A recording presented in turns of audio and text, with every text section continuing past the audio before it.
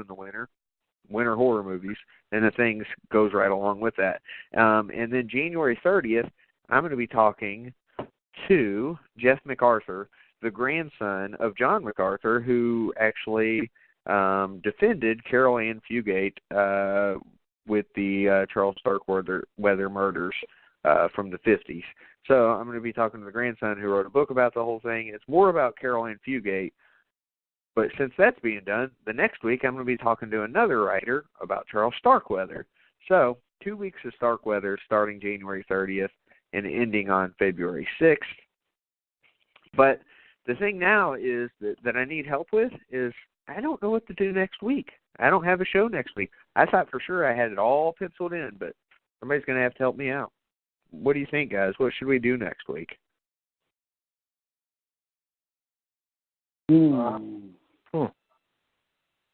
So we've done The Shining. We've done The Thing. We've done The Thing from Another World. We have done The Thing prequel. We did all those like 4 years ago. We've done Adam Green's Frozen, twice in fact, because once we interviewed Adam Green. We're going to be doing The Things. So have we ever done Dead Snow? And if we haven't, I don't know where I can find it right now because I don't think it's on Netflix at the moment. So maybe Dead Snow's a skipper for now. Not. Have we done a show on Starry Eyes? What's Starry Eyes? You'll love it. It's on Netflix. It is so fucked up that I actually contemplated drinking halfway through the movie. It's kind of like a play on the old Hollywood story, the casting couch, except your casting couch involves you having basically an orgy with Satan and selling your soul off to become a famous, star in a horror movie, and it's bloody. People get just fucking railroaded and just hollowed out. It's the most beautiful and fucked up thing I have ever seen. Vic, what do you say? It sounds amazing to me. It's on Netflix. I've never seen it. You've never seen it. Let's take it in. Blake knows it. So, hey, Blake, I got a question for you. Yes, sir. So being that you're the one that picked it, will you do the rundown next week? Certainly. Yes, I will. Like I said, okay. I'll take down what day are we wanting to do this because I've got a bunch of shit coming. I've got a bunch of shows coming up, man. What day are we doing? As long as you're free next Tuesday night, like our normal show times, you should be okay. Okay, then I'll make it work. Like I said, I've just been barraged. Today was. Yeah, talk about that, buddy. I know you've been real busy. You can go ahead and tell everybody about it because I wanted to give you a few minutes to talk about what you've been up to since it's been over a month probably. Well, a little bit more than that, I think. But yeah, hey, it's old home week. You can't, I can't quit you guys. Well, we had to do a lot of archived episodes because we just been so busy. Getting Vic on a show in December is like pulling teeth. It's impossible. It's not his fault either. He's just working his ass off. And then I started working a second job with him, so I was busy as hell. Not a lot of time to watch movies in December, despite the fact that I wanted to, besides the ones that I can actually watch with my family. So December was kind of a wash for us for the most part. But, yeah, Blake, talk about it. Well, on December 14th, I made an announcement on Facebook, on my author page and on my personal page, that I've started a new Nightmare on Elm Street project, a new book.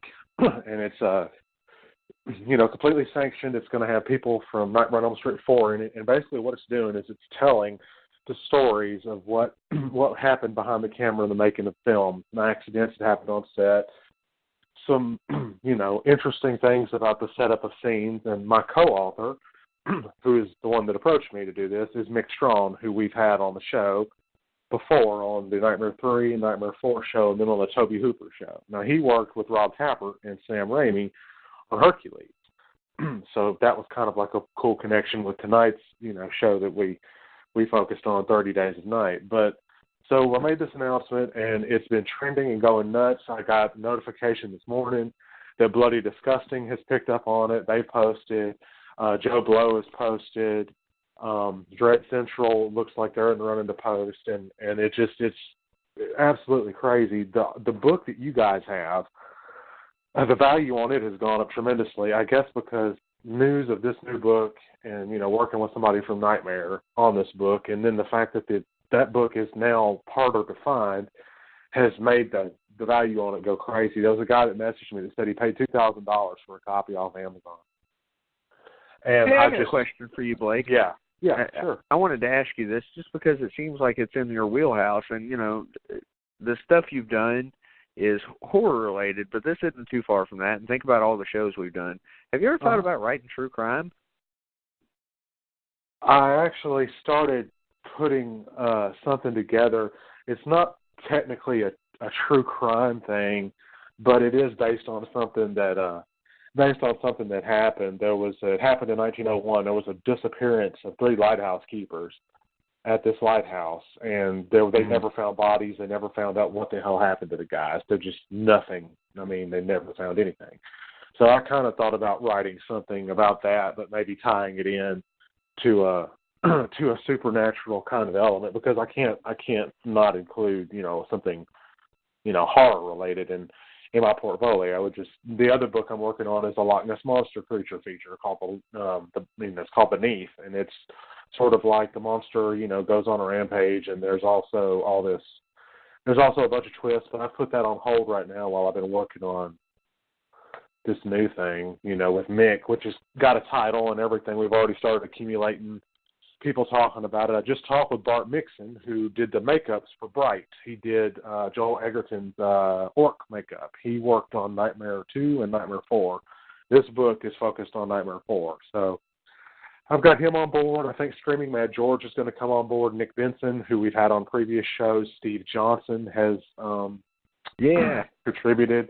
It's been shared massively. It's been, shared 2,000 or 3,000 times already today.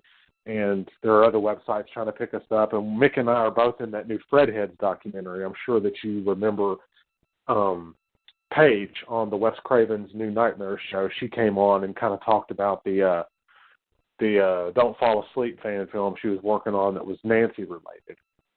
Mm-hmm. Well, she's the director of this Fredheads thing, and she asked us to come up there and be part of the documentary. I was up there doing a book. I did a couple of book signings. I gave you guys your books, and then I went and did the panel and spent the afternoon with Robert Englund, and all we did was chit-chat and go out and talk about, things that are coming up. And just, there was this big panel that only a few people were allowed into, so I went and did that and, just kind of hung out with them and all that. And then it just kind of, they were like, hey, come do this documentary thing. And I don't know, I got to go up there and do it with Ricky Dean Logan, who played Carlos in Freddy's Dead. That was kind of cool.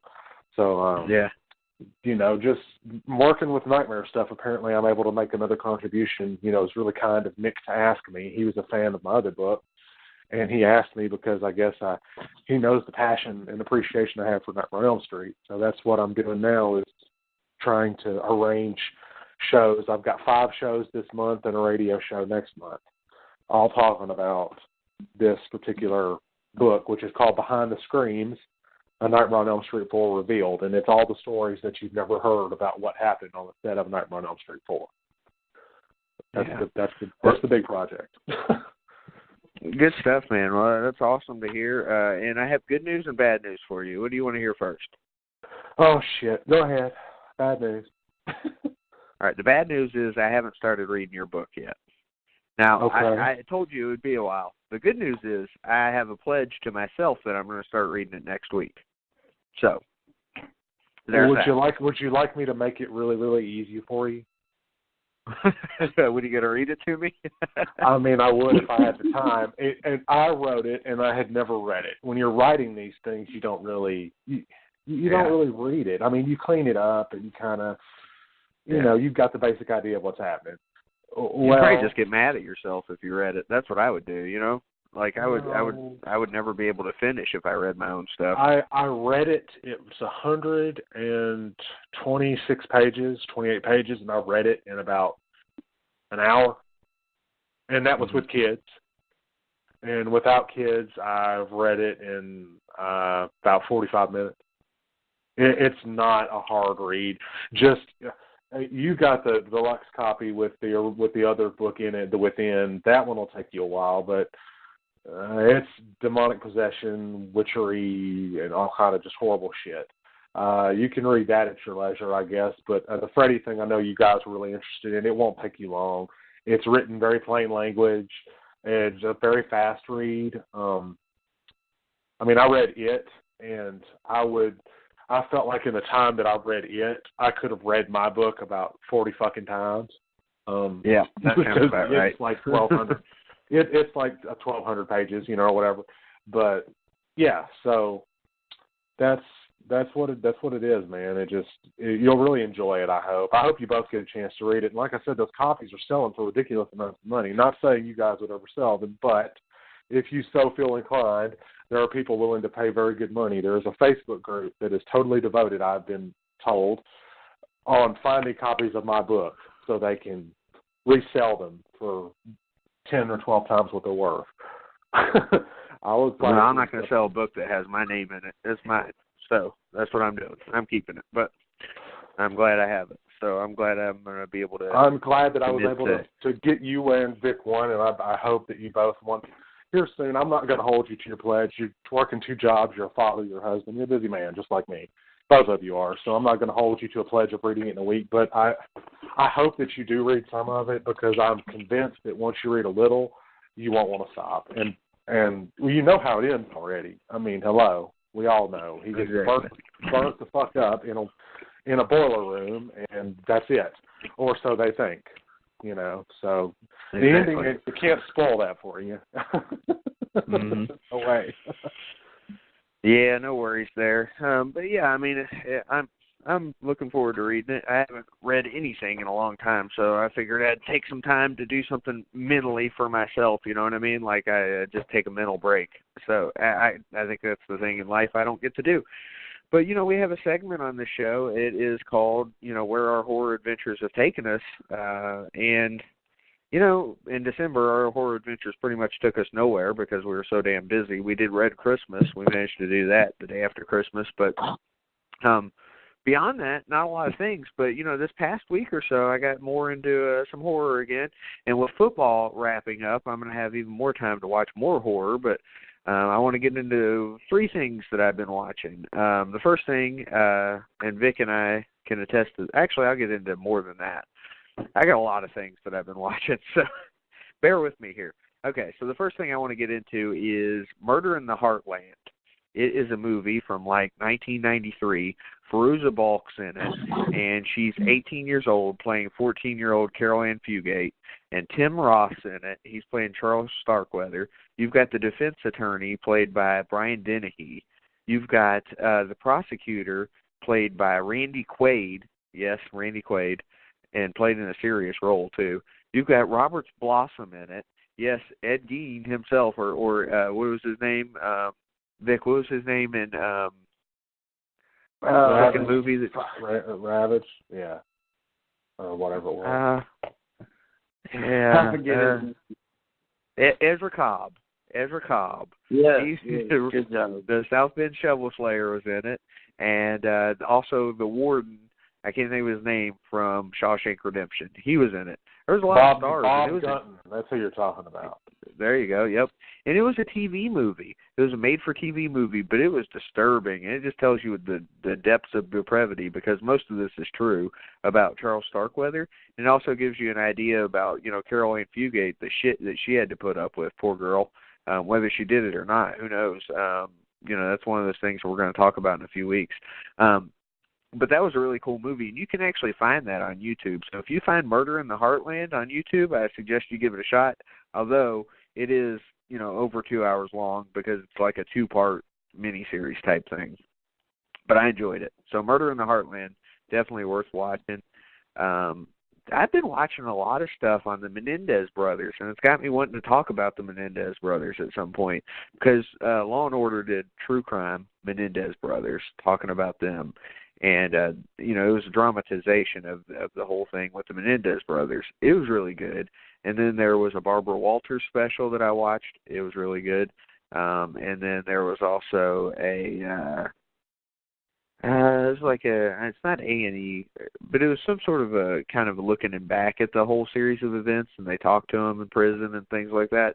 It was cool. But, the Menendez brothers case, that was from my childhood and Vic's childhood. I remember that better than Dahmer, fellas. I know that's crazy, but I actually do.